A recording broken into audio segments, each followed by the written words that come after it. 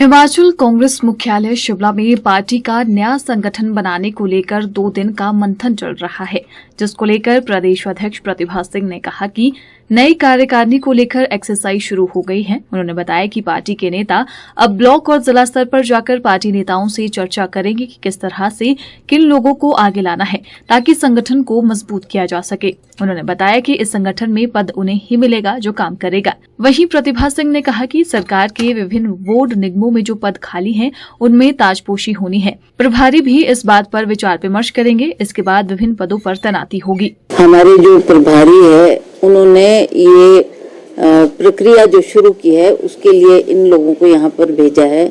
इनको जिम्मेवारी दी है पार्टी की तरफ से कि आप जाकर वहाँ की स्थिति को जानें, वहाँ के सीनियर लोगों से बातचीत करें, उनकी मीटिंग में आप शामिल हों और क्या फीडबैक आपको मिलता है, फिर उसके अकॉर्डिंगली हमने जो संगठन बनाना है उसमें किन किन लोगों को हम आगे लाने का प्रयास करेंगे, किन को हमने डिस्ट्रिक्ट की जिम्मेवारी देनी है, किन को ब्लॉक में लगाना है, किन को जनरल सेक्रेटरी लगाना है, किन को सेक्रेटरीज लगाना है।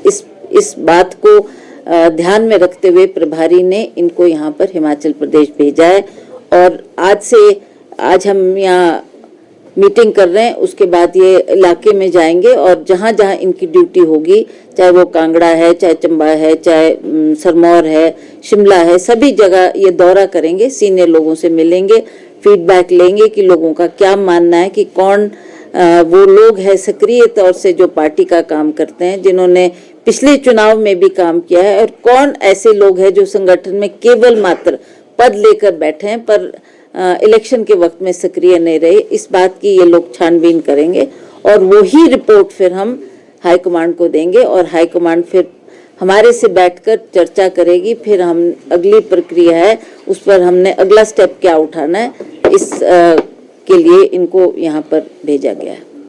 हाँ, ये भी एक बहुत अहम रोल है जो अभी इनको ये भी जिम्मेवारी दी गई है कि आप ये देखें सरकार किस तरीके से काम कर रही है, कहाँ कुछ कमी रह गई है, उसको भी हमने पूरा करना है और एक तालमेल संगठन और सरकार के बीच में बनाने की आवश्यकता है, जिसमें कुछ संगठन के लोग भी हों और वो उनको जिम्मेवारी दी जाए ताकि वो भी संगठन में भी काम करे और सरकार के माध्यम से जो हमारे काम हो रहे हैं उसका प्रचार भी जाकर लोगों के बीच में करे। हम नहीं चाहते कि हमारे पार्टी के जो वर्कर है वो नजरअंदाज हो। उनकी नियुक्ति भी कहीं ना कहीं होनी चाहिए, चाहे बोर्ड में हो, चाहे कॉर्पोरेशन में हो, कहीं चाहे चेयरमैन बनने की बात हो। हमारे जो सक्रिय पार्टी के कार्यकर्ता हैं उनको ये ओहदे मिलने चाहिए।